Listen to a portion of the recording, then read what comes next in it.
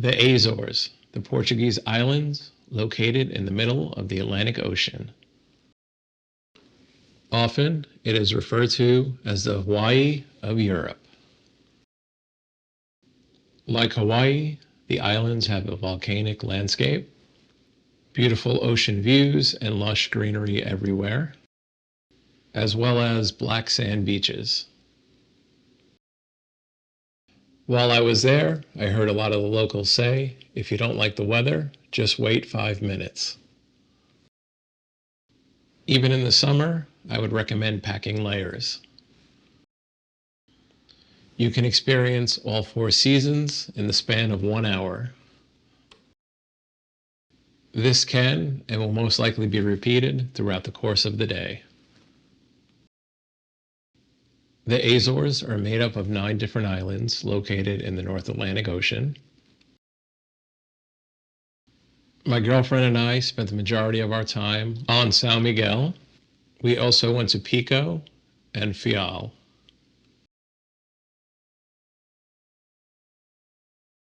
We were invited to the Azores by my cousin Ricky and his fiancée Lola, who just built a house on São Miguel. Her parents grew up in the Azores, and she recently retired and built a house here. One of the first rules of travel is, if a local or someone who has spent a lot of time in a certain place invites you on a trip, always say yes.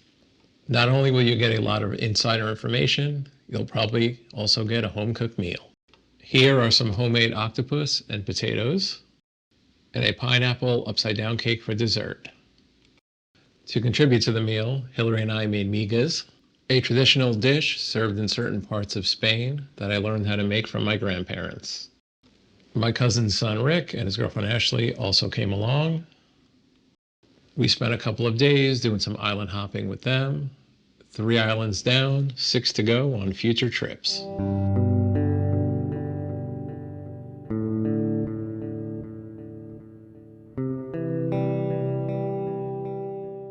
One of my favorite things about the Azores is the swimming. Just about everywhere you look, the ocean is made into a makeshift pool. To answer your question, yes, the ocean water is cold. I recommend just taking the plunge and jumping straight in. It's a little easier when the sun's out and the water is shallow. A lot of the steps leading in and out of the ocean are very slippery, so proceed with caution.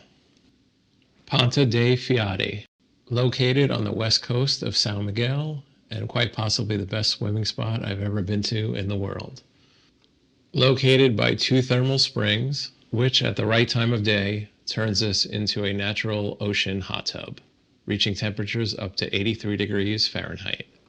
Since ocean water moves, you'll be in there and you will feel hot water coming across your chest and cold water moving across your legs at the same time. This only happens twice a day at low tide, so make sure to check online when that will be. If you don't time it right, you'll end up like this guy, just going for a swim in a normal temperature ocean. Pretty boring. Thanks to my girlfriend Hillary for doing the research on this spot. We ended up going back a second day. That being said, I definitely recommend checking this out if you're on the island.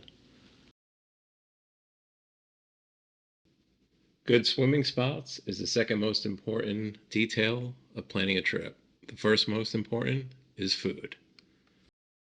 Flaming chorizo and blood sausage and pineapples are staples in the Azores. You'll see them almost on every menu. And yes, pineapples in the Azores live up to the hype. While I was in the Azores, I had a lot of great meals. Here is a handful of selects from my favorite restaurants and the ones I actually photographed while I was there. While you're in the Azores, I would also recommend ordering limpets, spelled Limpets. It's a small shellfish, generally served with butter and garlic. I ate a lot of these on the trip, but can't find any of the pics. On the north coast, in the center of the island of São Miguel, there are 2 tea plantations. These are the only tea plantations in Europe. I'm a tea drinker, not a coffee drinker, but I highly recommend stopping here and bringing some tea home. The tea is delicious, and this also makes a great gift. Links to the plantations are in the description. If you've seen my handful of other videos, you know that religion is always playing a theme in my photography, and that's something I'm always looking for while I'm traveling. The light in the Azores is always changing and can definitely be moody. I thought this added well to the religious theme.